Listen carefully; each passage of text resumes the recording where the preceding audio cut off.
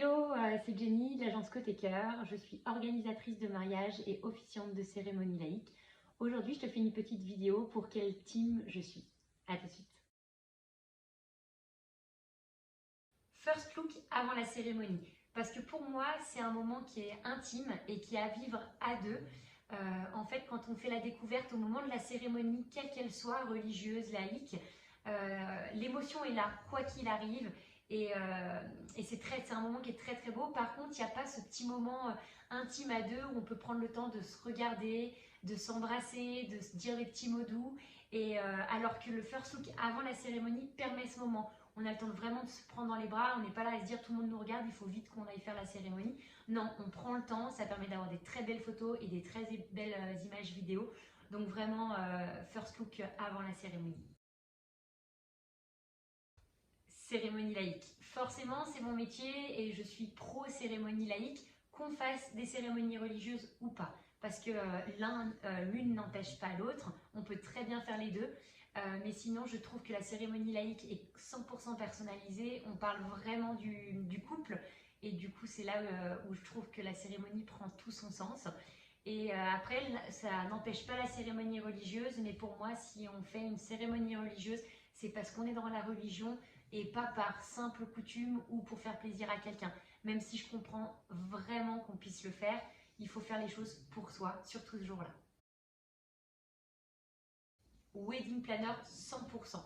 Forcément, c'est également mon métier, donc je suis obligée de vous dire wedding planner, mais parce que on est dans un monde dans lequel on vit la vie à 2000 à l'heure, on a peu le temps. Si vous avez des enfants, le travail, les activités extérieures, on peut vite manquer de temps, vite manquer d'idées, on se sent complètement submergé et on ne sait pas par où commencer. Et du coup, le rôle du wedding planner est vraiment de vous accompagner, de vous conseiller tout au long de l'organisation pour diminuer cette dose de stress. Je peux comprendre que le budget d'une wedding planner ne soit pas accessible pour tout le monde, mais dans ces cas-là, il y a la petite solution wedding planner le jour J. Ça permet en fait d'avoir une personne référente qui chapeaute tous les prestataires, qui soit là pour les imprévus et qui finalement permet à vos proches et surtout vos témoins de pouvoir profiter comme vous de la journée et que vous soyez vous-même les invités de votre mariage. Team les deux. Forcément, c'est indéniable, team les deux pour moi. Le photographe, de toute manière, il n'y a plus à polémiquer dessus. C'est le prestataire phare qui est dans tous les mariages, quoi qu'il arrive. On a envie d'avoir une photo et un souvenir de ce mariage-là. Donc, je suis 100% photographe. Et ce qui est un peu en vogue aussi en ce moment, c'est les vidéos de mariage. Et là, moi, je suis pro vidéo de mariage. Vraiment, la photo pour moi, c'est un souvenir de ce jour. Et la vidéo, c'est on se remémore ce qu'on a vécu et on revit l'émotion au travers de la vidéo. C'est comme quand vous regardez un film, vous avez des émotions qui émanent de vous. Bah là, c'est pareil, en plus, vous êtes les acteurs principaux. Moi, je suis vraiment pro vidéo. Si je devais choisir obligatoirement soit photographe, soit vidéaste, désolé mes petits prestataires photographes, mais pro vidéo. Maintenant, si vous avez le budget, faites les deux 100%, n'hésitez même pas pour la vidéo. Préparatif à domicile, mais plus que 1000%. En fait, je trouve que c'est complètement plus convivial, plus agréable. C'est moins de stress que se dire il faut prendre la route, il faut aller au salon du coin, même s'il est à 2 minutes de chez soi. Voilà, il faut prendre le temps d'y aller. S'ils ont pris des clients avant ou des clients après, voilà, ils peuvent être stressés aussi, vous pouvez être en retard. Non, moi je trouve que ce jour-là est bien assez stressant, autant le faire à domicile. Et à domicile, ce qui est chouette, c'est qu'en fait, vous êtes chez vous, en terrain connu, et vous prenez le temps avec vos amis. Vous pouvez inviter vos demoiselles d'honneur, votre maman, votre belle-maman. Vous échangez une petite coupe de champagne. C'est vraiment un petit moment convivial entre vous et vous vous préparez tout ensemble. Et nous, les filles, on adore tout ce qui est très girly. Très bonne question. Ça dépend. Je suis un petit peu mitigée entre les deux. J'adore le cocktail dînatoire parce qu'il est hyper convivial, on ne s'assoit pas besoin de s'embêter avec un plan de table. Et puis c'est toujours dynamique et on ne s'endort pas.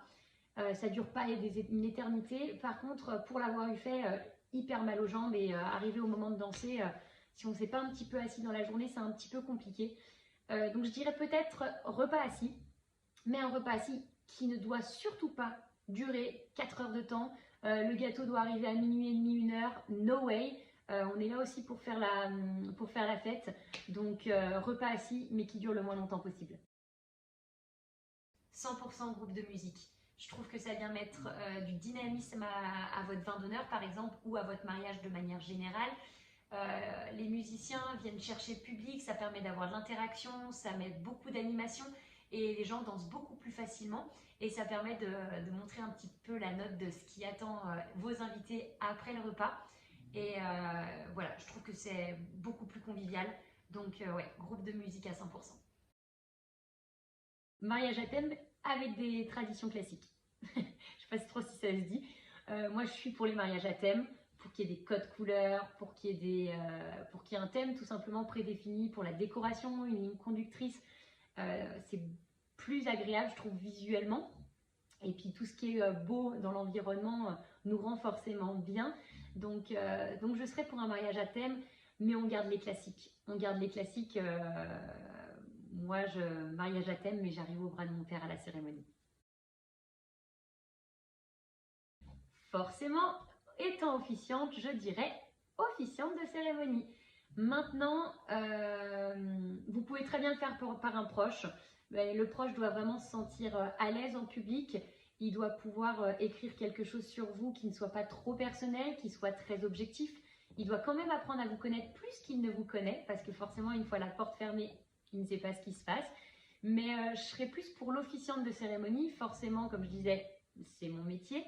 Mais j'aime le fait d'avoir une personne extérieure à tout ça, un petit peu comme un prêtre en fait, qui vient en figure symbolique du coup pour la cérémonie laïque et qui vient vous marier et qui n'est personne de votre famille, parce que pourquoi plus votre frère que votre soeur, pourquoi plus l'oncle que le cousin pour vous marier, au moins il n'y a pas de...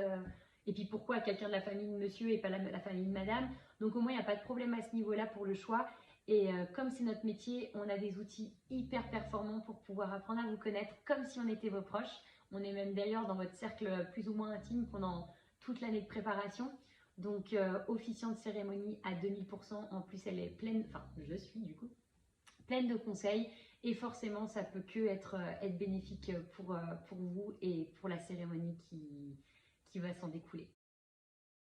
Et voilà, quel team es-tu est terminé. J'espère que ça vous a plu. C'est difficile pour moi d'être face cam, je déteste ça. Mais j'ai trouvé que c'était important de faire cette vidéo pour que vous puissiez voir un petit peu quel team j'étais et voir si vous étiez le genre de marié qui me ressemblait. C'est toujours plus agréable de travailler avec des personnes avec qui on a le feeling, avec qui on voit les choses de la même manière. Bien évidemment, je m'adapte à tous mes mariés et de toutes vos envies et tous vos besoins. Mais si on a forcément des avis en commun, c'est toujours plus agréable et on se comprend tout simplement. Donc voilà, je vous remercie pour votre attention, si vous êtes allé jusqu'au bout de la vidéo, et n'hésitez pas si vous voulez me contacter, c'est juste là. Mirko.